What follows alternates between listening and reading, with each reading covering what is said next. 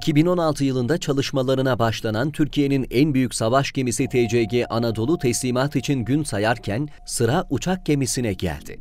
Cumhurbaşkanı Erdoğan'ın Türkiye'nin denizlerde caydırıcılığa ihtiyacı olduğunu vurgulayıp çağrıda bulunmasının ardından dev gemi için çalışmalara başlandı.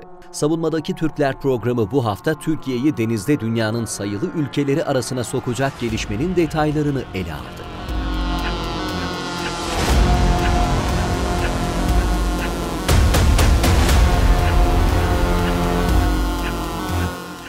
Akdeniz'de yaşanan gerilimlerin ardından Türk Deniz Kuvvetleri'nin ihtiyaçları ve talepleri de sürekli güncelleniyor. Bu yıl göreve başlaması planlanan TCG Anadolu'dan sonra şimdi de uçak gemisi gündeme geldi.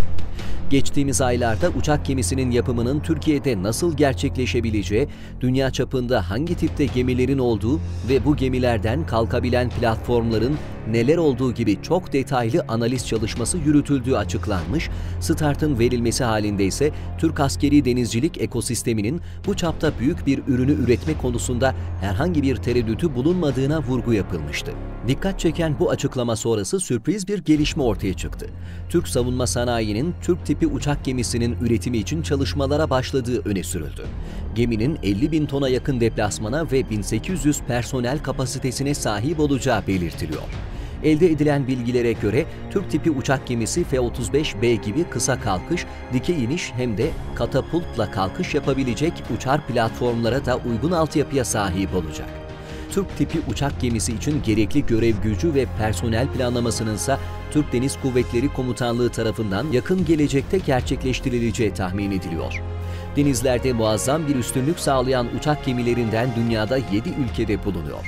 Söz konusu gemilerden ABD'de 11 adet yer alırken Çin ve İngiltere'de 2, Hindistan, Rusya, İtalya ve Fransa'da ise birer adet bulunuyor.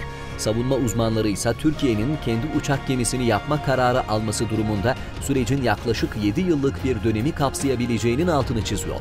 Türkiye'nin ilk uçak gemisine ilişkin çağrıyı Cumhurbaşkanı Erdoğan 2020 yılının Ağustos ayında yapmış, Türkiye'nin denizlerde caydırıcılığa ihtiyacı olduğunu vurgulayıp gelin 1, 2 veya daha fazla uçak gemisi inşa edelim çağrısında bulunmuştu.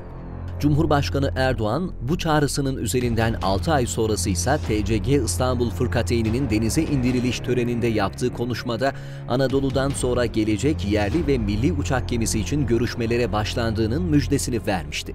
Öte yandan Türkiye'de şimdiye kadar üretilmiş en büyük gemi unvanına da sahip olan çok maksatlı amfibi hücum gemisi olarak adlandırılan TCG Anadolu'nun bu yıl içerisinde Deniz Kuvvetleri Komutanlığı'na teslim edilmesi planlanıyor. Bu hamleyle Türkiye dünyada kendi savaş gemisini tasarlayıp üretebilen 10 ülkeden biri haline dönüşecek. Türk Silahlı Kuvvetleri'nin deniz aşırı askeri harekat ve insani yardım operasyonu kabiliyetlerini artıracak TCG Anadolu 232 metre uzunluğa ve 32 metre genişliğe sahip bulunuyor.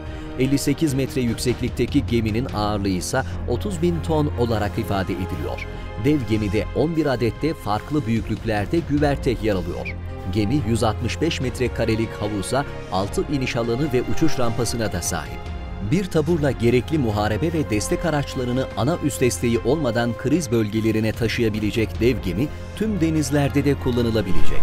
Türk donanmasının ihtiyaçları doğrultusunda yapılan TCG Anadolu, bu kapsamda savaş uçağı, helikopter ve İHA gibi 30 adet hava aracını da taşıyabiliyor.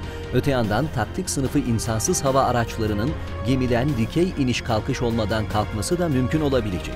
Gemi üzerinde bir adedi NATO için tahsis edilebilecek 3 adet savaş harekat merkezi bulunacak. Yüzen kışlada en az 1223 personelin görev yapabilmesi öngörülüyor. Gemi Ege Denizi, Karadeniz ve Akdeniz'in yanı sıra Hint Okyanusu'yla Atlantik Okyanusu'nda da göreve çıkabilecek. TCG Anadolu'nun yanı sıra savaş gemilerinde kullanılacak Türkiye'nin ilk deniz füzesi Atmaca'da da teslimatlar bu yıl başlıyor. Milli olarak geliştirilen füze 350 mm çapa, 1.4 metre kanat açıklığına da sahip bulunuyor. 800 kilogram ağırlığındaki füzenin menzili ise 250 kilometreyi buluyor.